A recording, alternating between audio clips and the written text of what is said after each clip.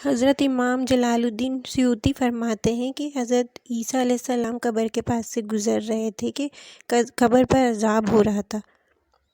جناب عیسیٰ ڈرے اور استغفار پڑھتے ہوئے گزر گئے۔ چند گھنٹوں کے بعد پھر گزرے تو اس قبر پر پھول کھلے ہوئے تھے، رحمت برس رہی تھی۔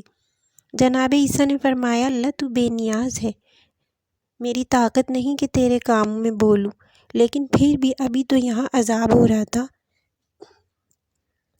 جناب عیسیٰ فرماتے ہیں، آواز خداوندی آئی اور بولا، اللہ تعالیٰ نے فرمایا، یہ بندہ بہت گناہ گار تھا، مجرم تھا، خطا کار تھا، مگر جب اس کا انتقال ہوا، اس کی بیوی حاملہ تھی اور اس کا بچہ ہونے والا تھا، اور اس کے انتقال کے بعد اس کے یہاں بچہ پیدا ہوا۔